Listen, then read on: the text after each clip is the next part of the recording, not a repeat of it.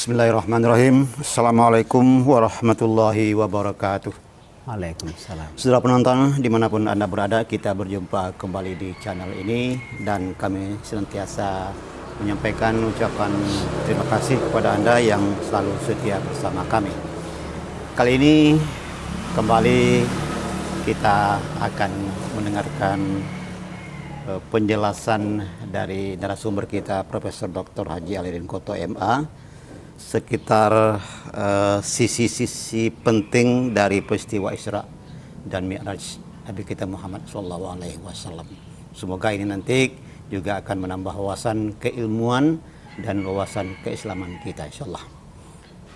Assalamualaikum Pak Prof.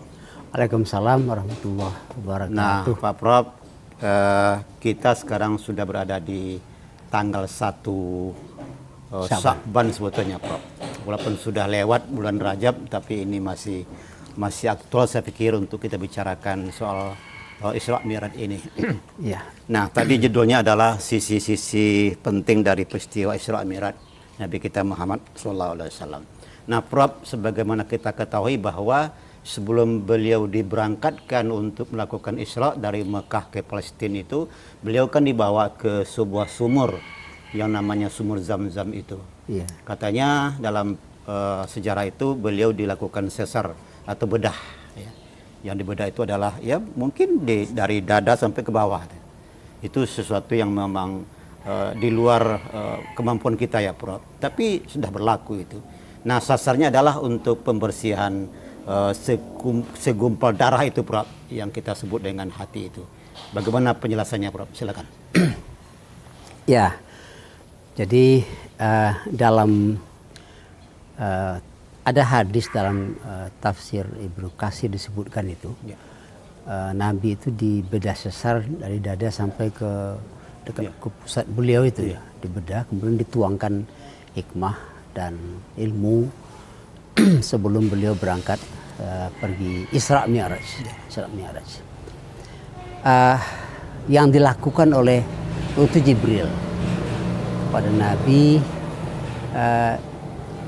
semua yang dilakukan oleh Allah, yang diperintahkan kepada makhluknya, dilaksanakan kemudian pada orang-orang yang makhluk yang ditunjuknya, itu dua sisi. Ada sisi zahir, ada sisi batin, makna yang sesungguhnya. Kalau zahirnya Nabi dada Nabi dibelah. Tapi sisi hakikatnya adalah bahwa Nabi akan menghadap Allah di Sidratil Muntaha. Ya. Nah, untuk itu Nabi sebagai manusia biasa dibersihkan dada beliau dari hal-hal yang akan membuat nanti bila Allah menurunkan wahyu berikutnya, terutama perintah salat, itu tidak terjadi pemahaman-pemahaman yang terbawa oleh kemanusiaannya sebagai manusia. Maka dibersihkan dada beliau, dibersihkan dari para segala macam penyakit-penyakit jiwa dan lain sebagainya sebagai manusia biasa. Nah, kalau kita lihat secara zahiriah itu, tapi secara maknawiyah hakikatnya adalah umat Nabi yang akan melaksanakan perintah yang dibawa oleh Nabi, yaitu salat itu, sebelum menghadap Allah sucikan niat dulu. Ya, ya. Sucikan hati dulu. Makanya sebelum istighfar, sebelum takbiratul ihram, ya, kita adalah bertegak berdiri. Ya. Tegak berdiri lurus khusyuk, ya, kemudian baca istighfar, lalu hati kita menghadap pada Allah dengan juga menghadap wajah kita menghadap, ya, Ka'bah, tapi hati kita menghadap Allah. Ya. Nah, sehingga nanti salat yang dikerjakan itu betul-betul memberikan hikmah. Salat itu berdiri dalam diri kita, ya, sampai menjadi mukmin yang menegakkan salat. Ya, aqimus salat, menegakkan, ya, salat. Itu hakikat yang perlu kita ambil. Ya. Jadi tidak begitu ke masjid, begitu ambil wudhu lalu, ya, langsung berdiri dan takbir begitu saja, ya, kita tidak membersihkan diri. Kita mau jumpa dengan Allah, ya, di salat itu. Nah ini yang kadang makanya Nabi dulu pernah menegur salah seorang sahabat memakai pakaian kerja di bawahnya salat. Yang salat. Nabi menegur, ganti pakaianmu dulu, kamu akan berhadapan dengan Zat yang maha suci, maha bersih, maha indah. Pakailah pakaian yang bersih, pakailah pakaian indah. Khudhu zinatakum inda kulli masjid. Ambillah pakaian yang indah, pakaian yang bagus-bagus, kemudian menghadap kepada Allah Subhanahu wa taala. Jadi begitu. Itu adalah mengajarkan adab. Mengajarkan adab kepada Allah sendiri. Jadi kebersihan itu yang perlu dihadapkan kepada Allah. Itu hikmahnya kalau kita bisa ambil hikmah di bedahnya dada Nabi itu. Pak Prof, katanya juga ketika hati beliau dikeluarkan oleh malaikat yang melakukan sesar tadi, itu dikeluarkan semua sifat-sifat mazmumah kemudian diisi dengan sifat-sifat yang mahmudah. Itu bagaimana penjelasannya, Prof? Itu tadi itu. Nabi sebagai manusia biasa kan punya sifat mazmumah juga. Mazmumah juga. Itu yang dibersihkan. Nah, itu adalah proses dari maksumnya Nabi. Maksumnya Nabi. Jadi sehingga wahyu yang datang kepada beliau itu tidak tercampurkan oleh nafsu keinginan untuk mencari sesuatu kepentingan. Makanya dikatakan wa ma yantiqu 'anil hawa in huwa illa wahyu yuha. Ahli tafsir menyampaikan wa ma yantiqu 'anil hawa itu Nabi tidak bicara tentang wahyu. Berdasarkan hawanya. Berdasarkan hawanya. Jadi apa yang disampaikan itu yang beliau sampaikan. Jadi begitu bersihnya karena tidak tercampur dengan kepentingan.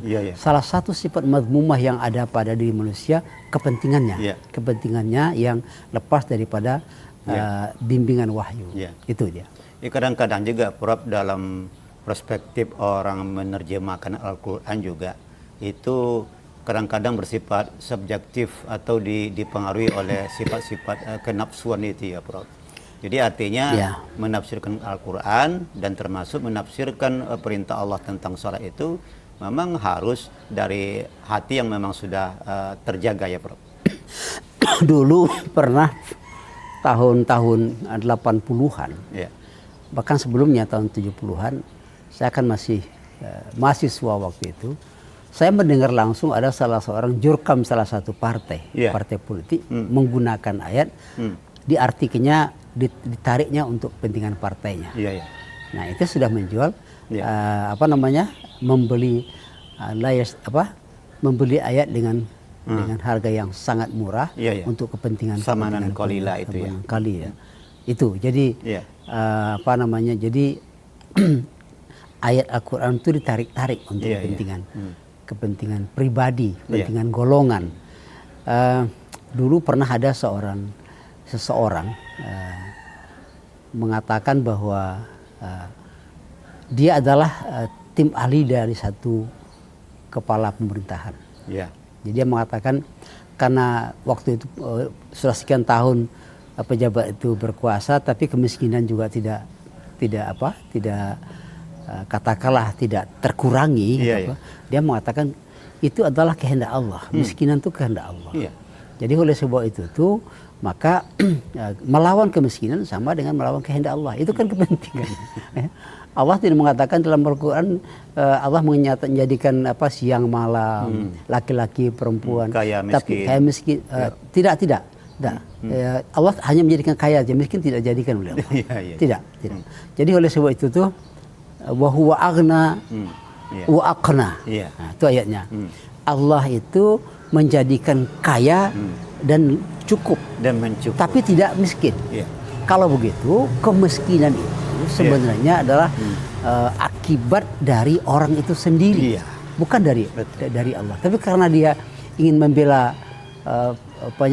bosnya, ditariknya. Lalu yang lain mengatakan, kalau begitu kita susah payah membantu orang miskin.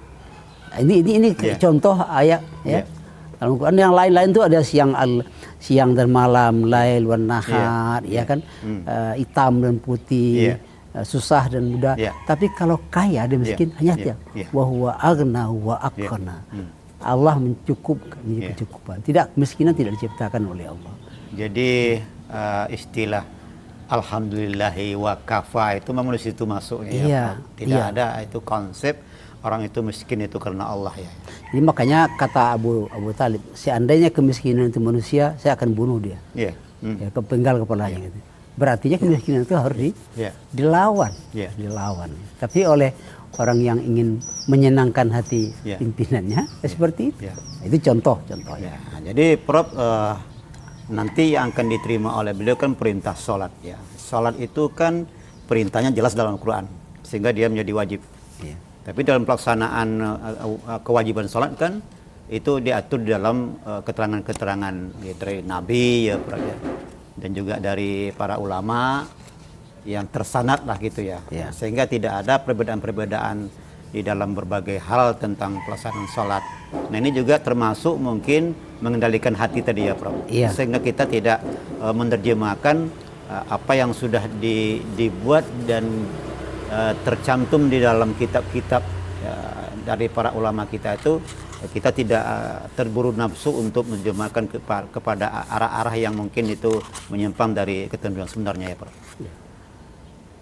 Nah baik, kini yang kedua Prof ingin saya tanyakan, yaitu selama beliau melakukan Isra dari Mekah Al-Mukarramah sampai ke Palestina itu beliau di sejarah itu menyebutkan 3 kali singgah ya, Prof.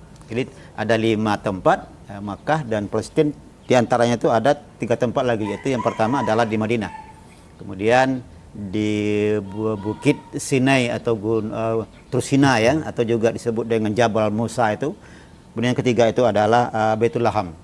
Nah, jadi katanya setiap singgah itu Nabi itu sholat, padahal kan perintah sholat kan belum ada nih. Nabi aja berangkat kan itu tujuannya untuk menyebut sholat, menyebut kewajiban sholat maksudnya kan. Tapi beliau sebelum itu sudah sholat. Nah konon kabarnya juga di Madinah itu ada masjid, di sini juga ada masjid, padahal kan belum ada masjid tuh. Apakah masjid ini dalam bentuk kun fayakun atau hanya lambang saja, Prof? Nah, gimana penjelasannya, Prof? Ya, kita jangan lupa bahwa seperti puasa, salat itu termasuk ibadah umat-umat sebelumnya. Sebelum perintah salat yang diturunkan ke Nabi, umat sebelumnya juga sudah salat. Sudah salat. Jadi yang dilakukan oleh Nabi dalam perjalanan itu adalah salat seperti yang dulu dilakukan nabi-nabi sebelumnya, mulai Nabi Nabi kalau kita merupakan pelanjutan dari syariat Nabi Ibrahim, tapi semuanya salat. Semuanya salat, tapi dengan cara seperti itu, bukan seperti yang sekarang, tapi sudah salat. Contohnya ketika berdialog dengan Nabi Musa, ketika Allah memerintahkan kepada Nabi untuk salat 50 waktu, Nabi turun ke langit keberapa berjumpa dengan Nabi Musa, itu sedangkan umat saya nggak berat melaksanakan, umat saya kuat besar-besar, umat kamu kecil-kecil, makanya minta lagi. Itu berarti salat sudah ada sebenarnya. Cuma caranya yang saya belum seperti apa caranya. Tapi kalau kita lihat cara salatnya orang-orang Yahudi dan orang yang Nasrani yang sesungguhnya, bukan yang sekarang, yang dulu itu ada mirip dengan yang kita kerjakan sekarang. Nah, jadi salat itu yang dilakukan oleh Nabi. Nah, jadi pada prinsipnya salat itu kan artinya doa. Ya, kalau dalam bahasa Inggris doa dengan salat sama aja, pray. Jadi sebenarnya intinya doa. Jadi itu bagian daripada syariat orang umat sebelum kita yang dilanjutkan ke kita. Itu yang dilakukan. Jadi artinya Nabi itu sebelum diangkat sebagai Rasul pun juga sudah sholat tapi tentu caranya tidaklah seperti cara yang dilakukan setelah adanya perintah sholat. Nah, oleh karena itu mungkin yang kita pertanyakan itu apakah Nabi itu sholatnya di masjid di 3 tempat itu ya, ada di Madinah, ada di Jabal Musa tadi, dan ada di Baitul Laham. Apakah itu sholatnya di masjid atau memang masjid itu secara lambang seperti itu? Kalau kita artikan masjid itu kan isim makan. Isim makan itu tempat sujud. Tempat sujud. Jadi di mana saja, kecuali Masjid Aqsa yang sudah ada. Jadi itu bisa jadi seperti itu. Dan kalau begitu sini kan tidak ada masjid, tapi ada tempat sujud. Jadi kita sujud di mana saja. Arullahi wasi'ah. Jadi itu semua bumi ini adalah tempat sujud kita semua. Kita melihatnya, memahaminya seperti itu. Ya, Nabi melaksanakan salat itu. Makanya sekarang kita ketika salat di satu daerah, satu negara yang tidak ada masjid secara fisiknya ada, kita salat di lapangan. Di lapangan. Ya, di mana saja itu bisa jadi seperti itu. Jadi pengertian masjid itu adalah sebagai tempat di mana Jibril bersama Nabi, mungkin juga bersama seluruh pengawal ya Prof ya, untuk melaksanakan sholat bersama beliau. Tapi ini juga mungkin sebagai isyarat ya Prof ya, bahwa yang terpenting nanti setelah dilakukannya Isra Mi'raj itu, umat sejatinya itu mendirikan masjid dan melaksanakan sholat di masjid. Apa seperti itu Pak? Ya betul. Jadi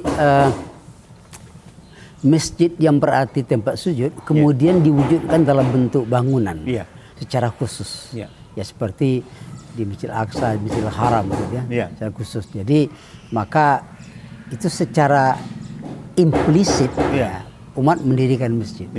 Dan disitulah tempat menghadap kepada Ka'bah. Kenapa? Nah, sekarang ada lagi. Ada diskusi yang menarik. Kenapa tempat imam itu di masjid disebut dengan mihrab? Ada mihrabnya atau mahram. Arab tuh harabat itu kan perang. Ya, perang. Mihrab itu tempat perang. Artinya disitulah kita. Disitulah tempat ada berarti alat ya. Mihrab itu berarti alat, atau mahram berarti tempat berperang. Di situ kita berperang melawan segala sesuatu dalam keduniaan, memfokuskan diri kepada mengingat Allah. Itu bisa. Jadi itu arti mihrab atau marab itu ya, Pak ya. Asal katanya dari harbun itu ya. Harbun itu ya. Kenapa jadi mihrab dia? Jadi salat juga merupakan wadah atau momen untuk berperang itu ya, Prof. Jadi begini. Kenapa salat dikatakan tiangnya agama? Imaduddin. Karena seluruh syariat Islam itu ada dalam salat. Ada dalam salat. Ada. Syahadahnya ada, jihadnya ada, puasanya ada, hajinya ada, zakatnya ada, semuanya ada. Tazkiyatun nafs itu bagian daripada zakat situ. Itu di situ. Haji itu menghadap ke kiblat. Syahadah sudah jelas. Puasa apa? Waktu salat kita berpuasa. Makanya salat merupakan kristal daripada syariat yang diturunkan Allah kepada. Makanya orang yang mendirikan salat sama dengan mendirikan agama. Yang mendirikan salat sama runtuhlah semua syariat itu. Makanya Imam Syafi'i tidak tanggung-tanggung. Man taraka shalah muta'ammidan faqad kafara jiharan. Jadi orang yang sengaja meninggalkan salat berarti dia ingkar. Dia kafir benaran. Kenapa? Semua syariat Allah itu diingkarinya di situ. Nah, jadi seperti itu pemahamannya ya Prof ya.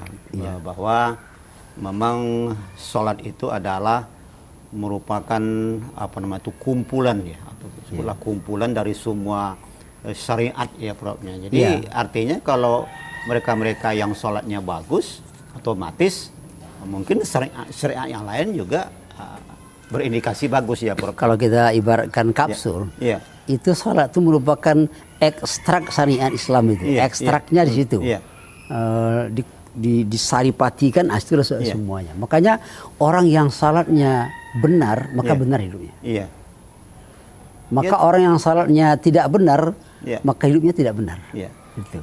Ya termasuk mungkin dalam salat itu makmum ya, yang ketika berjamaah itu makmum menegur imam itu kan ada etikanya Prof. Betul.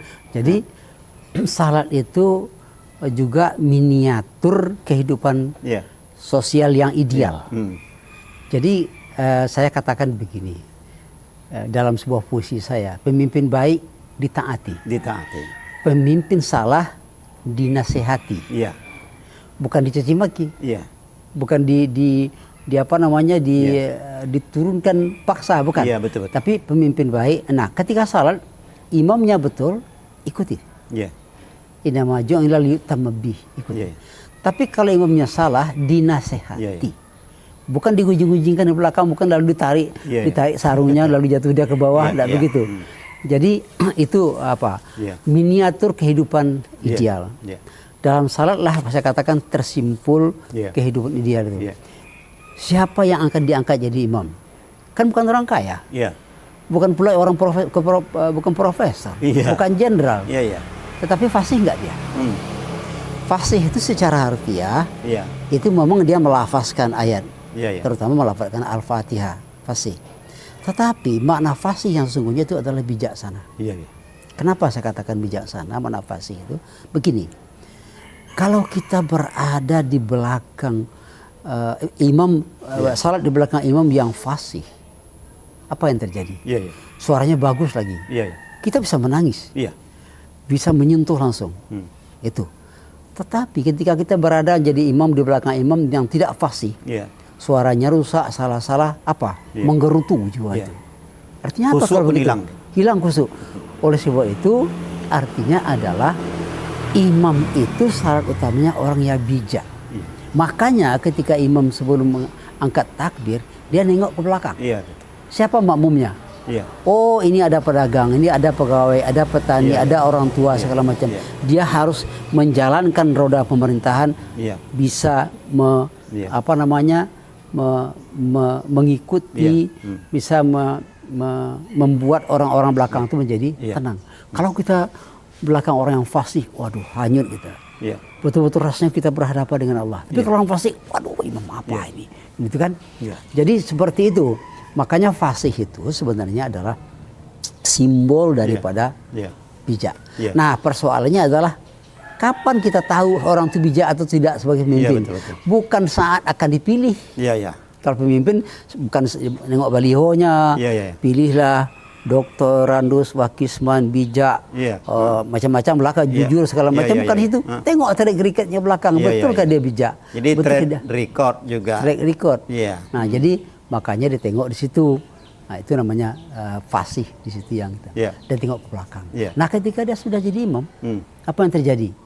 Ya, waktu imam dia tidak bisa langsung tancap gas. Iya, iya. Ada aba-aba dulu daripada muazin. Iya, iya. Kamat dulu. Kamat dulu. Luar biasa. Sudah kamat berarti muazin mesti tahu Pak Imam, Iya. rakyat sudah siap. Iya, iya, iya.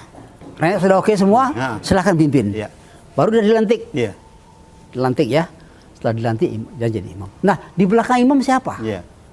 Di belakang imam harus berdiri orang yang Iya. kapasitasnya, kemampuannya mirip dengan imam. Iya, iya, iya. Karena apa?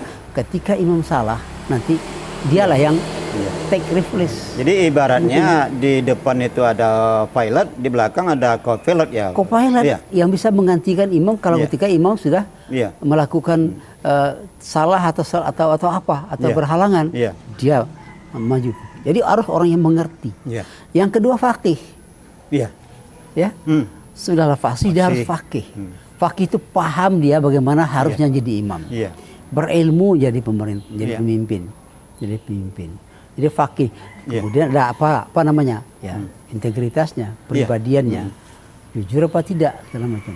Tetapi di samping itu makmum atau imam di belakang tuh Iya. di mana posisinya? Apa posisinya? Iya. Posisi makmum setelah pemimpin dipilih, Iya. disilahkan dia memimpin, Iya. dia berjalan ke pemimpin, posisi makmum mundur ke belakang, Iya. mengontrol Iya. jalannya kepemimpinan. Kepemimpinan tadi. Kalau pemimpin salah, baik ikuti. Iya. Iya. Kalau salah, nasihati. Iya, iya. Jadi itu tugas. Iya. Oleh sebab itu rakyat tidak boleh diam Iya. membiarkan pemimpinnya salah. Iya itu.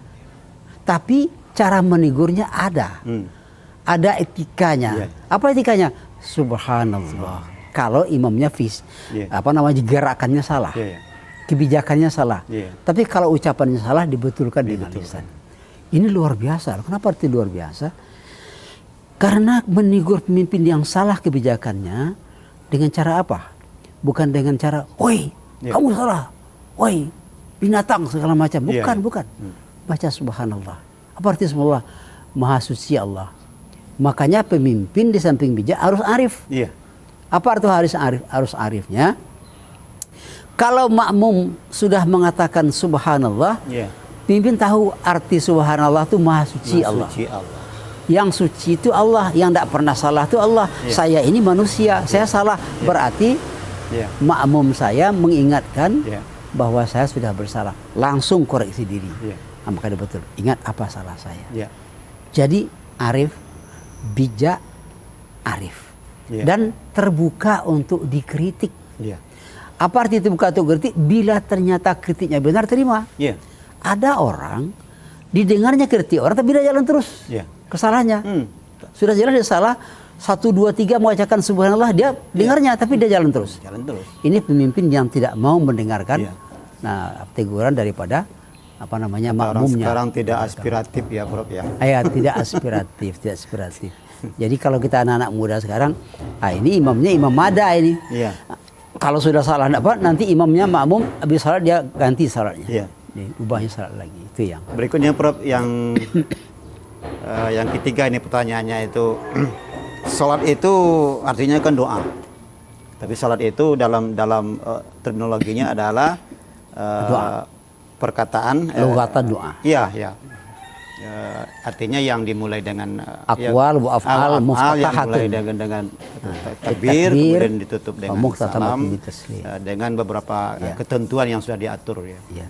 Nah, tapi mungkin itu perlu diterjemahkan lagi bahwa sholat itu selain wadah kita untuk bermunajat kepada Allah yang memang itu puncak ya Prof ya. Tapi mungkin yang terpenting itu situ adalah sebagaimana Allah katakan itu inna sholata tanha anil fahsya wal munkar, itu seperti apa kita bisa memahami salat dan menjadikan salat itu sebagai salat yang betul-betul kita aktualisasikan dalam kehidupan kita, Prof. Salat bisa juga kita artikan sebagai riyadhah ruhiyah. Iya. Jadi artinya latihan jiwa. Latihan jiwa. Apa maksudnya? Yang kita amalkan dalam salat itu harus kita hayati. Iya. Kemudian yang ada dalam salat itu kita jadikan kepribadian. Iya. Apa itu? Kejujuran. Iya. Ketaatan kepada aturan. Iya. Dan aspiratif. Iya. Dengan imun belakang. Iya. Nah, makanya pernah saya katakan salat itu bukan tujuan. Iya. Salat itu adalah latihan. Iya. Latihan. Kenapa? Apa bedanya? Bedanya adalah orang yang salatnya tujuan, ya habis salat dia kembali. Iya. Makanya ada pemimpin anak muda STMJ. Iya. Salat terus, Iya. maksiat jalan. Jalan terus. Nah ini makanya salat itu adalah upaya kita berkali-kali 5 kali sehari semalam untuk menanamkan dalam kepribadian kita nilai-nilai yang terkandung dalam salat. Iya. Ya, kebersamaan. Iya. Tadi aspiratif. Siap menerima kritik dan siap mendengar kritik, bukan hanya dengar, siap menerima kalau ternyata kritik itu adalah kritik yang benar. Itu namanya. Nah, kemudian kalau itu sudah ada, baru tanha anil fahsya wal munkar. Nah, sekarang kita lihat saja, jangan orang ini kan nilai orang, nilai diri kita sendiri. Kita ini termasuk orang yang mencegah perbuatan mungkar apa tidak? Iya. Kalau kita biarkan perbuatan mungkar terjadi di depan kita, berarti kita tidak salah. Iya. Kita baru hanya, kata orang Malaysia, exercise saja, latihan sebagai latihan olahraga saja. Ya. Kalau kita tidak pernah ikut berbuat baik bersama orang, atau kita tidak pernah menganjurkan orang berbuat baik, berarti kita tidak salah. Makanya orang salat tidak pernah dia melihat kemungkaran, walaupun dengan ucapan, walaupun dengan hati, dan tidak pernah baik, tidak pernah tinggal dia melakukan kebaikan. Kalau ada kebaikan dia ikut, dia ikut dengan cara yang semampu dia. Itulah orang salat. Orang salat. Jadi kalau Indonesia ini ada sekarang 87% katanya, nggak tahu lah sekarang apa turun lagi umat Islam di Indonesia ini. Kalau 50% saja dari umat Islam Indonesia ini melaksanakan salat dalam arti yang sesungguhnya, negara ini aman. Negara ini aman. Semuanya tertib. Gitu. Ya Prof, jadi kalau kita lebih lanjut tentang sholat ini, kalau mereka-mereka yang mengerjakan sholat, artinya bukan mendirikan sholat, 5 waktu dia sholat. Tapi tadi sholat dilaksanakan, tapi perbuatan-perbuatan yang melanggar koridor agama itu tetap juga dilanggar. Apa yang salah daripada sholatnya itu, Prof? Yang pertama tadi, kita kembali kepada Nabi berangkat. Kebersihan hatinya sebelum sholat.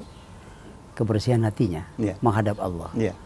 Dalam salat itu diakui semua kelemahan kita. Ihdinas siratal mustaqim. Iyyaka na'budu wa iyyaka nasta'in. Ihdinas siratal. Itu pertama ya. Iya. Makanya Nabi mengatakan kalau mau salatnya benar, wudunya benar kan. Ya. Sekarang kita lihat orang berwudu banyaknya tidak kita ukur, tapi kita lihat banyak yang salah. Ya. Misalnya berwudu sembarang asal-asal Iya, saja. betul. Yang kedua, dia berwudu tapi melakukan perbuatan yang dilarang. Iya. Apa? Mubazir. Iya. Bukanya keran sebesar-besarnya, lalu air itu terbuang kemana-mana. Terbuang. Itu sudah mubazir. Iya. Sebelum menghadap Allah sudah melakukan perbuatan yang tidak disukai oleh Allah. Wala tubadzir tabdzira. Innal mubadzirina kanu ikhwana syaitan. Luar biasa. Tidak sadar. Iya. Waktu mau salat aja kita sudah melakukan perbuatan yang setan. Iya.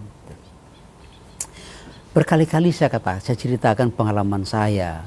Pernah suatu ketika mau salat asar di sebuah masjid, kemudian saya parkir menghadap masjid, Iya. kemudian ditegur oleh petugas parkir, Pak jangan parkir di situ, Iya. itu orang akan masuk masjid. Iya. Nah kemudian saya patuh, saya pindah ke tempat yang ditunjuknya. Iya. Tetapi setelah selesai saya parkir, saya tengok ada orang parkir di tempat tadi saya dilarang parkir. Iya.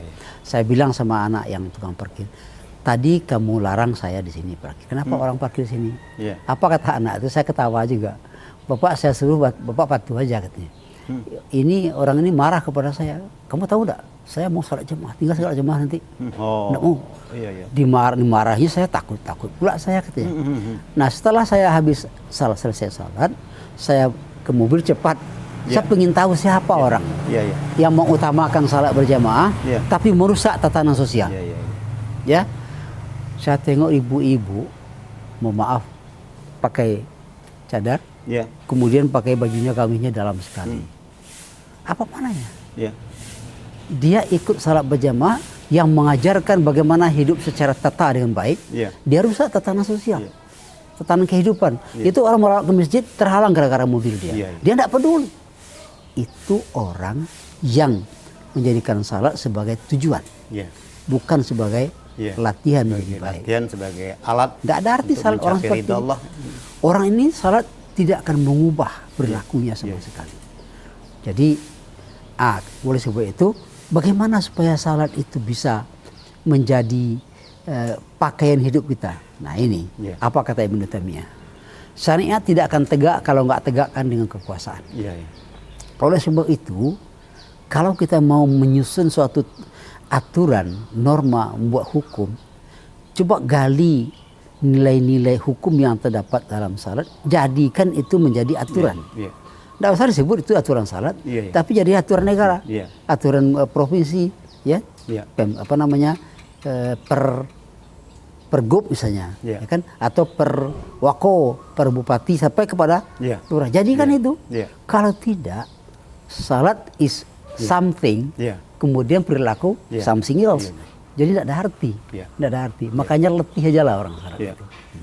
Makasih ya Prof. Ya. Cukup bernas ya apa yang dijelaskan ini.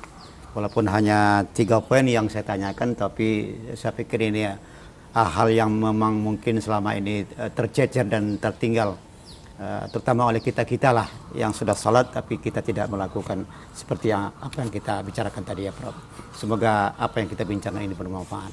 Sila penonton, Amin. demikian dialog saya dengan Profesor Dr. Alaidin Koto MA terkait dengan sisi-sisi penting daripada pelaksanaan Isra Mi'raj yang hari ini masyarakat kita masih memperingatinya dalam rangka untuk memperbaiki salatnya itu ya. Terima kasih atas perhatian saudara. Mohon maaf bila ada hal yang kurang berkenan.